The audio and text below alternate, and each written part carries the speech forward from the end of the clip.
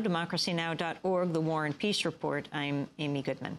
While the collapse of this country's financial system continues to send shockwaves around the world, I'm joined on the telephone by best-selling author of The Shock Doctrine, Naomi Klein.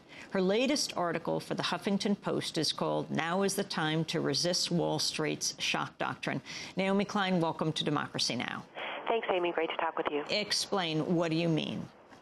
Well, the thesis of my book, what I mean by the shock doctrine, is that it is in times of crisis, it is in times when people are panicked, when we've seen again and again the right push through radical pro-corporate policies, what they call free market reforms, precisely because it is in a crisis where the space for debate rapidly closes, and you can invoke this state of emergency to say we have no choice. And I think we're seeing a very dramatic example of this tactic right now, with this really extortionist kind of tactics playing out in Washington. You know, sign this blank check, or we're all going down, or Main Street's going down, or taxpayers, you know, the sky will fall in on them. I'm also arguing that this is only stage one of the shock doctrine. They're getting this. They're lobbying for this huge bailout, obviously. But this bailout is a kind of a time bomb because it's all these bad debts, and they are going to explode on the next administration. I mean, we know that the Bush administration has already left the next administration with huge debt and deficit problems. They've just exploded those, expanded them, and what that means is that whoever the next president is going to be inheriting this economic crisis that is being exacerbated by this bailout.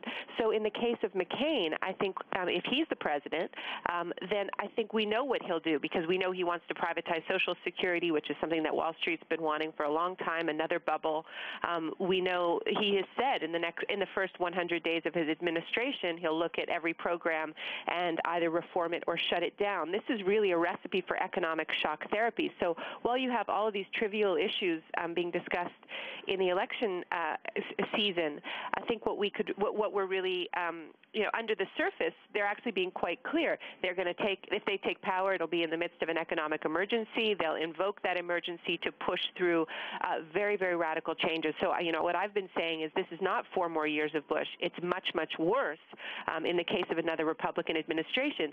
But there's huge problems for Democrats as well if they win this election, because we need to only think back to the situation in which Clinton took power, where he ran an election on an economic populist platform promising to renegotiate NAFTA.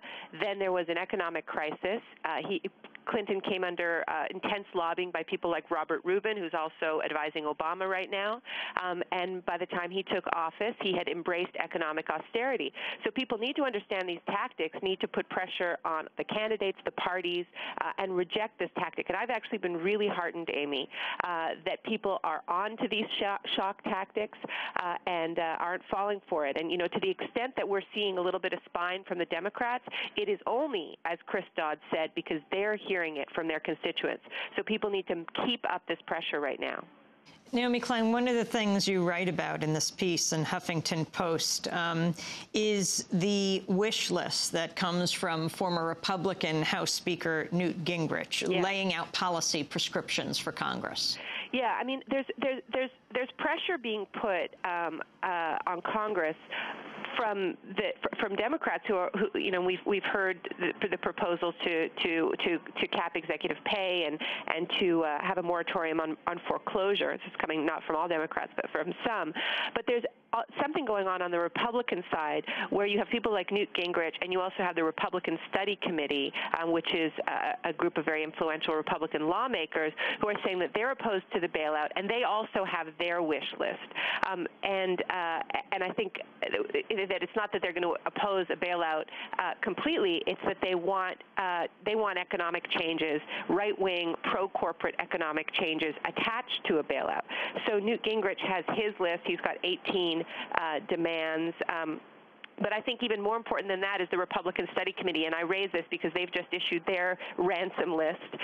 It starts with suspending the capital gains tax, privatizing Fannie Mae and Freddie Mac, suspending mark-to-market accounting, which is the rule that requires companies to assess their assets at the current market values.